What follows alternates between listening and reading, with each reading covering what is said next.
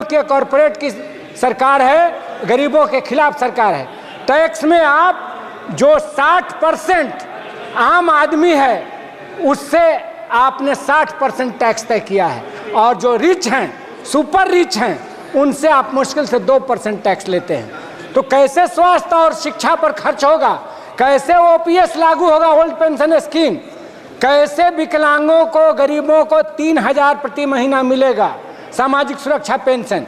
आप super rich को लगातार छूट दे रहे हैं। सोशियो इकोनॉमिक सर्वे में ये बात आई कि 34% लोग ऐसे हैं जिनकी आमदनी 6,000 प्रति माह से कम है। उनको सरकार 2 लाख रुपया देगी। क्या इस पैकेज में वो शामिल है? पेंशन धारकों का पैसा छीनकर अपने पूंजीपति मित्रों को दे दिया। और बात करते हो मेक इन इंडिया की। भरी सदन में पेंशन बढ़ोतरी को लेकर मोदी सरकार पर बरसे दबंग सांसद, वित्त मंत्री हुई शर्मसार। दोस्तों नमस्कार, स्वागत करते हैं आपका एक बार फिर से हमारे यूट्यूब चैनल पर। दोस्तों, पेंशन धारकों की पेंशन बढ़ोतरी की मांगों का सिलसिला थमने का नाम नहीं ले रहा है। खासकर कि वित्त मंत्री के द्वारा ऐसा बजट पेश करने के बाद जिसमें पेंशन का नाम तक नहीं लिया गया।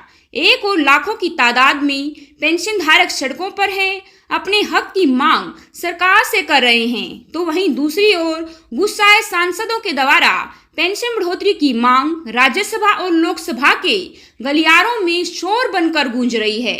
हर किसी का सरकार से एक ही सवाल है कि बताइए, वर्षों से इंतजार कर रहे पेंशन धारकों की पेंशन में बढ़ोतरी कब करेगी सरकार? विधानसभा चुनाव सर पर हैं और ऐसे में सरकार भी घिरती हुई नजर आ रही है। इसी को लेकर एक और नाम काफी चर्चा में है।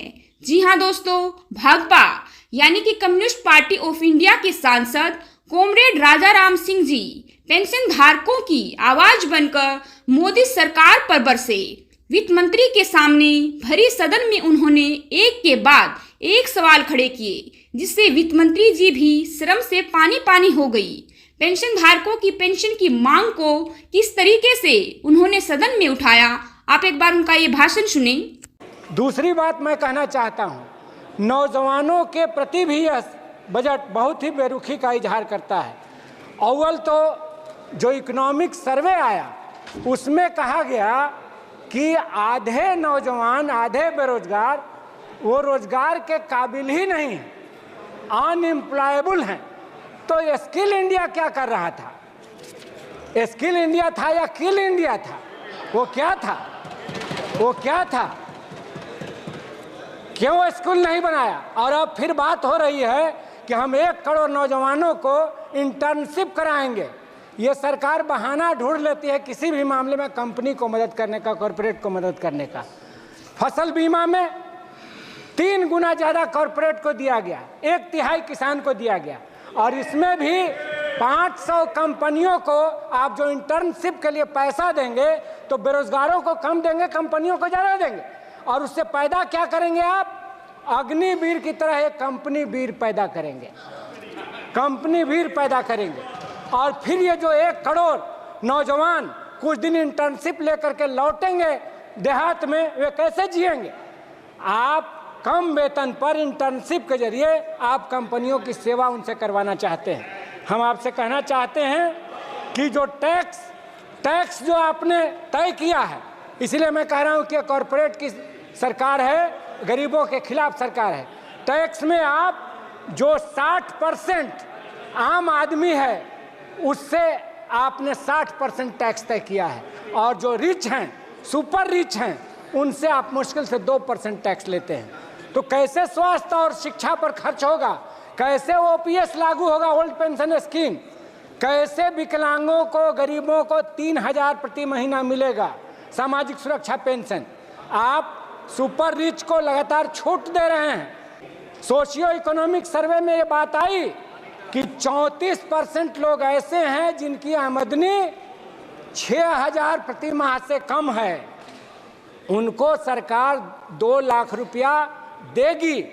क्या इस पैकेज में वो शामिल है? दोस्तों, राजा राम सिंह जी बात कर रहे हैं पुरानी पेंशन की बहाली की। उन्होंने कहा कि सरकार ने पेंशन धारकों का सारा पैसा अपने पूंजीपति मित्रों को दे दिया।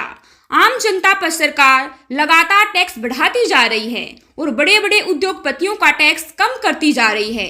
आम आदमी से 60% टैक्स वसूल किया जाता है, तो वहीं रिच और सुपर रिच से मुश्किल से 2% टैक्स लेती है सरकार। अगर ऐसे ही चलता रहा देश में तो कहां से पेंशन में बढ़ोतरी होगी? कैसे पुरानी पेंशन की बहाली करेगी सरकार? कैसे शिक्षा पर खर्च होगा?